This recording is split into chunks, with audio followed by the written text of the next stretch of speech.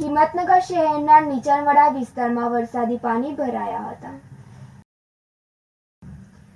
સાબરકાંઠા જિલ્લામાં હવામાન વિભાગની આગાહી વચ્ચે સતત બીજા દિવસે વરસાદ યથાવત જોવા મળ્યો હતો, જેથી હિંમતનગર શહેરના નીચાણવાળા વિસ્તારમાં વરસાદી પાણી ભરાયા હતા, જેમાં હિંમતનગરના સહકારી જીન નજીક આવેલ ગાયત્રી મંદિર રોડ, સગુન અને કર્ણાવતી સોસાયટી પાસે પાણી ભરાયા હતા.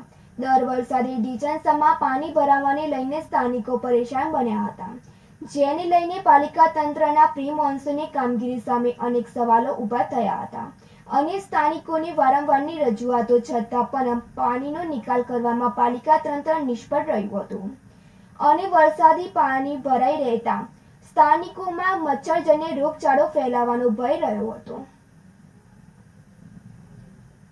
બિંદેશ માંડલિયા સાથે તનિષા પરમાર, સિટી ન્યૂઝ, હિંમતનગર.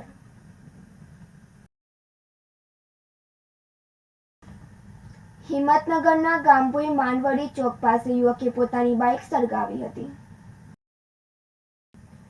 સાબરકાંઠા જિલ્લાના હિંમતનગરના ગામભોઈ માંડવડી ચોક પાસે યુવકે બાઇક સળગાવી હતી, જેમાં તે યુવકે નશાની હાલતમાં પોતાની બાઇક સળગાવી હોવાનું અનુમાન લગાવવામાં આવ્યું હતું અને બાઇક સળગાવતી હોવાનો વિડીયો વાયરલ થયો હતો અને માંડવડી ચોક પાસે બાઇક સળગાવતા લોકોના ટોળેટોળા વળ્યા હતા અને ત્યારબાદ સ્થાનિકે પોલીસને જાણ કરતા પોલીસ સ્થળ પર પહોંચી હતી. પોલીસે તેમજ સ્થાનિકોએ ફાયર બોટલ દ્વારા આગ પર કાબુ મેળવ્યો હતો. આ ઘટનામાં લોકોના જીવ જોખમમાં મૂકી બાઇક સળગાવતા ભર બજારમાં લોકોમાં અફરાતફરી મચી હતી. સુરેશ થોરી સાથે તનિષા પરમાર, સિટી ન્યૂઝ, હિંમતનગર.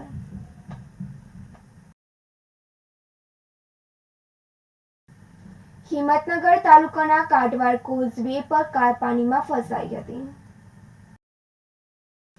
હિંમતનગર તાલુકાના કાટવાડ કોઝવે પર કાર પાણીમાં ફસાઈ હતી, જેમાં ચાલક સહિત બે સાથેની કાર પાણીમાં અડધો કલાક ફસાઈ હતી અને ભારે જહેમત બાદ ફાયર ટીમે રેસ્ક્યુ કરી કાર ચાલક સહિત બેને બચાવી લેવાયા અને તેમને બહાર કાઢવામાં આવ્યા હતા. કાટવાડ કોઝવે પર 2 ફૂટ પાણી વહેતું થયું હતું. સાબરકાંઠા જિલ્લામાં ઉપરવાસમાં ભારે વરસાદને પગલે તંત્ર દ્વારા કાર ચાલકો તેમજ અનેક વાહન ચાલકોને સાવચેત રહેવા જણાવવામાં આવ્યું હતું.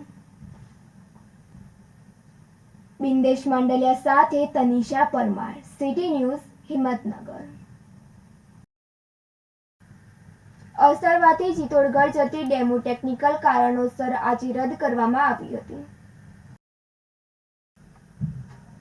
હિંમતનગરથી અસરવા ડેમો આજે ટેકનિકલ કારણોસર રદ કરવામાં આવી હતી, જેમાં સોમવારથી શનિવારે રોજ સવારે 26 કલાકે હિંમતનગરથી અસરવા ડેમો ઉપડે છે, જે ટેકનિકલ કારણોસર બંને ડેમો રદ કરવામાં આવી છે.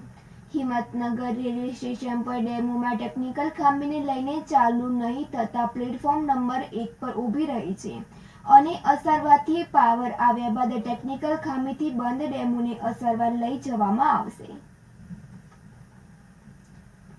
સુરેશ થોરી સાથે તનિષા પરમાર, સિટી ન્યૂઝ, હિંમતનગર.